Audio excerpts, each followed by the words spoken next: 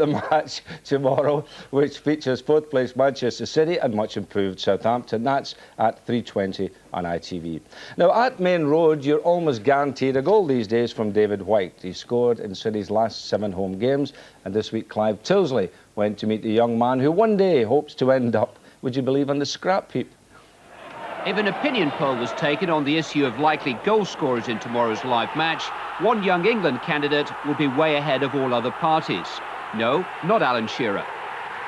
David White is 5 ahead of Shearer in the First Division scoring list, but he's still behind Shearer in the queue for European Championship places. Is a source of motivation for tomorrow. But then David is always looking to tomorrow. Any young footballer with his head screwed on is looking to provide now for his future. You know the sort of thing, sports shop, wine bar. You won't find too many who want to get their hands dirty, though. If it's true that where there's muck, there's money, the White family business should be thriving. David's involvement with the scrap metal and waste disposal firm is mainly on the management and accounting side. Footballers are not that daft. But at the age of 24, he's already seeing a world beyond the cosseted lifestyle of the First Division. A lot of things are done for you. And, you know, here, these really, I'm seeing in my dad and my brother, they've got to, you know, look after themselves, look after the business, and it doesn't take care of itself, and I've got to learn that, and, you know, other footballers have got to learn that as well, because when you're out of football, then suddenly, you know, you've certainly got to start looking after yourself then. Last month, White was promoted by the boss, called into Graham Taylor's England squad. He played in the B game against the French, and now he's ready for the big business of a full international cap. From my knowledge of international football, I think if you've got somebody with pace up front, I think it helps.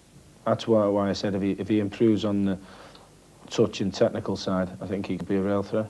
I mean, there are a lot of names being mentioned, young centre-forwards at the moment, and really, David's been away down the list so far. Mm.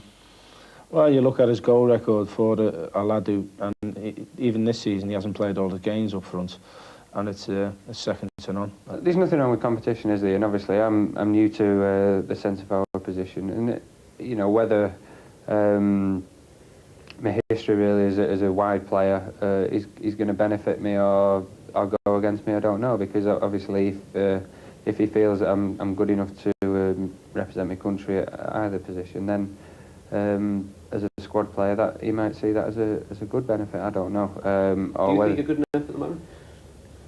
I think I am, yeah. White's future claims will be furthered by European club experience. It's 13 years since Manchester City's last UEFA Cup tie against Borussia Mönchengladbach. David, a Main Road season ticket holder in his boyhood, remembers those big European nights.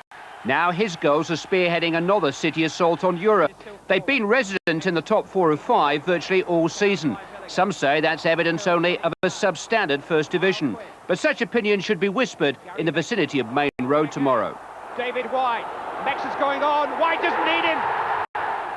You know, people say we're in a false position, Sheffield Wednesday in a false position, but I mean, if there's any such thing as a false position in football, then I don't know what it is. I mean, basically, you're up there on your merits.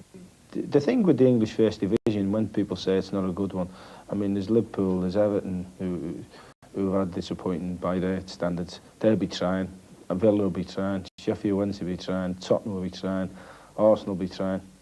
A few the whole sides to beat, and I haven't mentioned Leeds United and Manchester United, so the First Division is as strong as ever. It's a good First Division this year, and we're very much part of it. You really think that, yeah? Yeah, definitely. I mean, obviously you've been around the First Division scene long enough to be able to judge that. I mean, players change, players come and go, and you know, people say the good players aren't there anymore, but the good players are coming through.